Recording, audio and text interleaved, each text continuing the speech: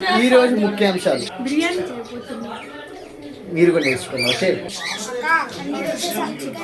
First rice తీసుకోండి, కడిగేసుకోండి, పక్కన పెట్టేసుకోండి బాయిలింగ్ కోసం. బాయిలింగ్ వాటర్ లో షాజీరా, బిర్యానీ లీఫ్, లవంగం, దాల్చిన చెక్క, ఇలాచి, ఫ్లేవర్, చిల్లీ, వాష్ చేసి నానబెట్టుకున్న రైస్ కూడా వేసేయండి బాయిలింగ్ కోసం. ఇది బిర్యానీ మసాలా కోసం ఇవన్నమాట ఇంగ్రీడియంట్స్.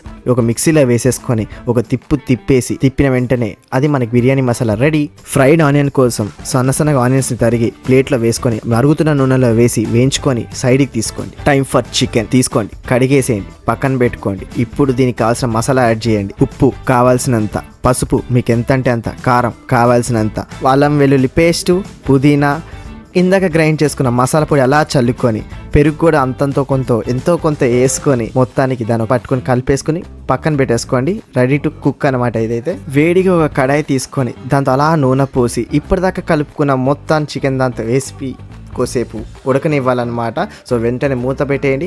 కొంచెంసేపు ఉడకనిచ్చిన తర్వాత మళ్ళీ తీసేయండి. ఇప్పుడు ఫస్ట్లో బాయిల్ చేసుకున్న రైస్ అలా ఒక లేయర్గా చల్లుకోండి అనమాట. మొత్తానికి అలా లేయర్గా చల్లుకున్నాక కావాల్సిన పుదీనా, కొంచెం ఫ్రైడ్ ఆనియన్స్ మన టేస్ట్ కోసం, అండ్ అలా కొంచెం నెయ్యి పోసుకున్నారంటే అబ్బా రుచే వేరు.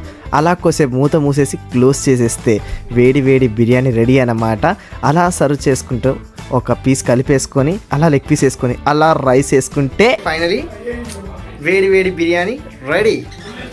నెక్స్ట్ టైం కలుద్దాం. బాయ్.